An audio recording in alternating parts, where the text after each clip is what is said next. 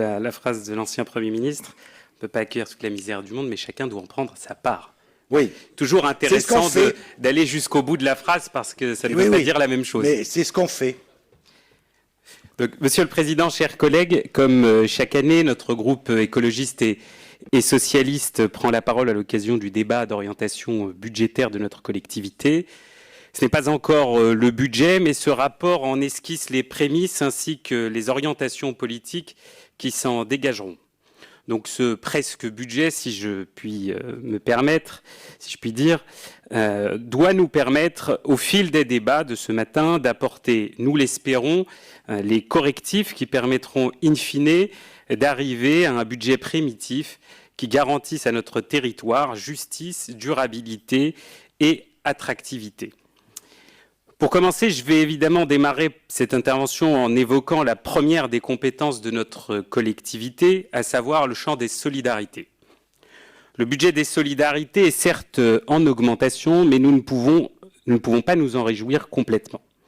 En effet, il s'agit là, comme l'évoquait M. Jarry, d'une augmentation en trompe-l'œil.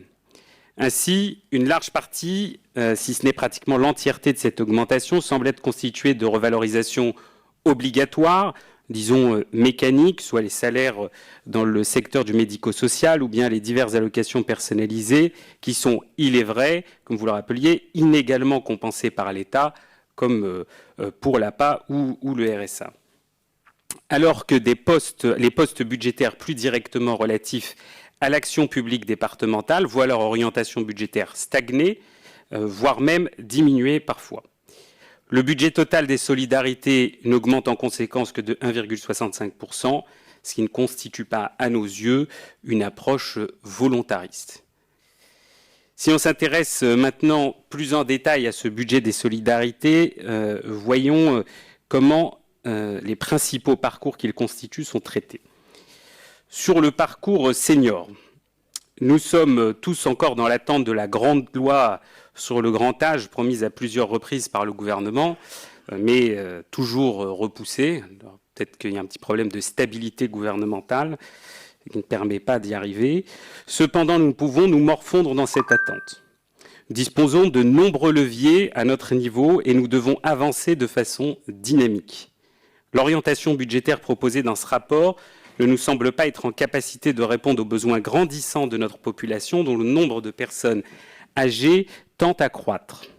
Et ce, d'autant plus que ce budget est principalement constitué de la hausse de l'APA, compensée par une baisse importante du budget alloué au maintien à domicile. Je crois qu'on est à moins 4,2%. Cela ne nous semble pas aller dans le sens du virage domiciliaire dont nous réclamons et dont la mise en place sur le terrain, mesure adaptée, est souvent compliquée.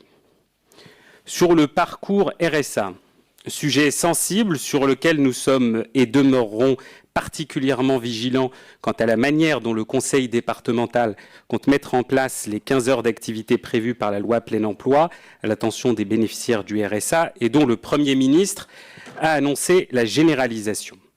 Notons bien qu'un plan départemental d'insertion et de retour à l'emploi nous sera soumis en 2024 et avec une orientation vers, je cite le rapport, un suivi plus personnalisé et de la formation ayant pour objectif l'apprentissage d'un métier en tension.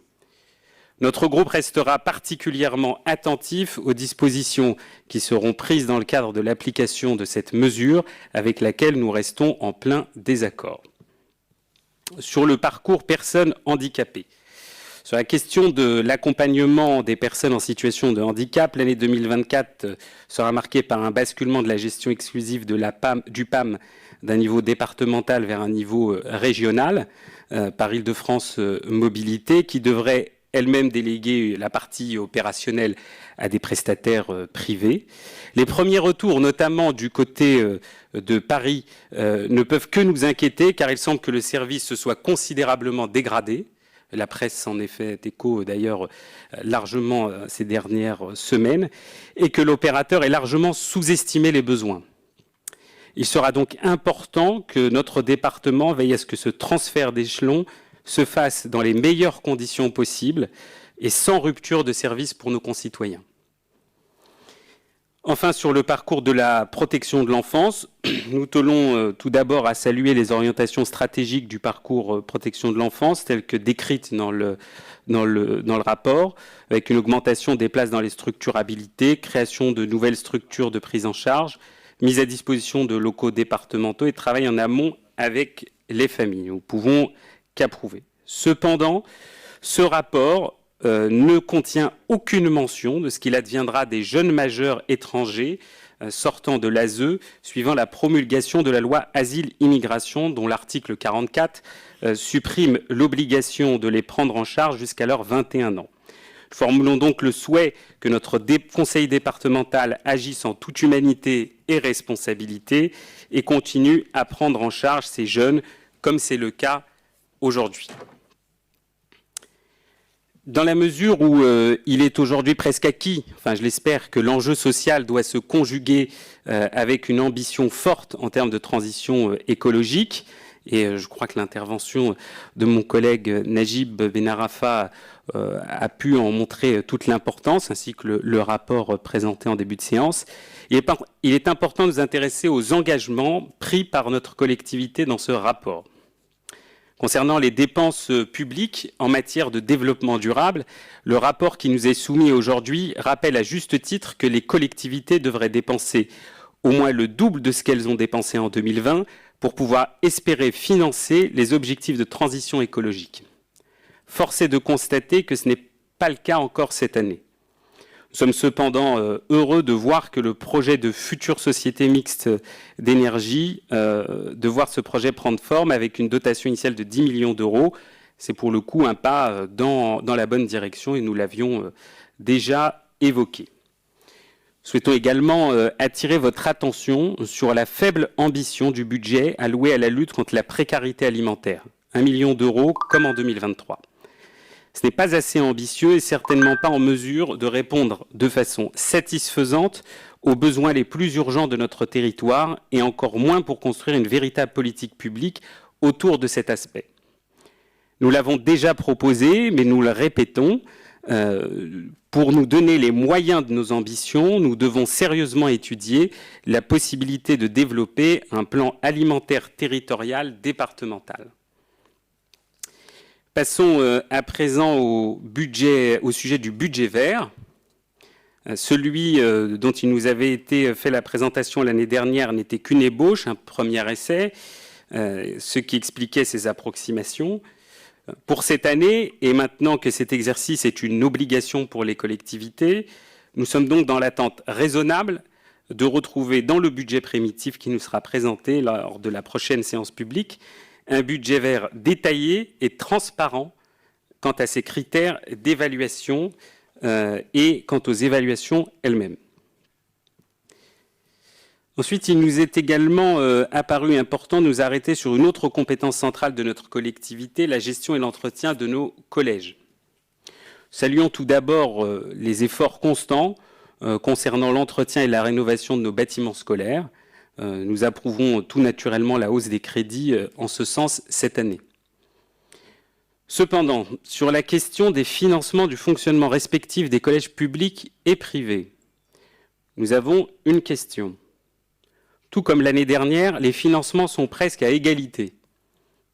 12 millions pour le public et 11 millions pour le privé. Or, comme le rappelait mon collègue M. Jarry, le nombre d'établissements et d'élèves ne sont pas équivalents. 98 collèges publics contre 35 établissements privés. Comment expliquer cette situation et quelle est la part obligatoire au sein de ce total ? La dernière catégorie sur laquelle nous nous exprimerons est celle du logement et de la lutte contre les inégalités sociales et territoriales. L'aide aux communes pour leurs quartiers prioritaires ainsi que dans la prévention de la délinquance et de la radicalisation stagne par rapport à 2023. L'investissement dans les quartiers d'avenir est divisé par 3, tout comme les crédits alloués à la création de logements sociaux et étudiants. En effet, l'intégralité des lignes budgétaires du parcours renouvellement urbain sont en baisse, tandis que celles du parcours inégalité sociale et territoriale stagnent. Nous comprenons bien que le montant des investissements varie d'année en année en fonction de l'avancement de projets immobiliers qui durent plusieurs années, mais tout de même ne budgéter qu'1 million d'euros pour la création de logements sociaux dans l'un des départements de France où il est le plus cher et le plus difficile de se loger, nous ne pouvons pas nous en satisfaire.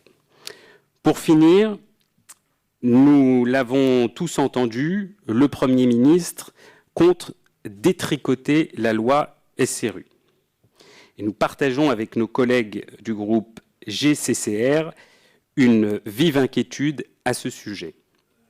Le logement social, facteur d'accessibilité au logement, d'intégration et de mixité sociale, ne peut être sacrifié.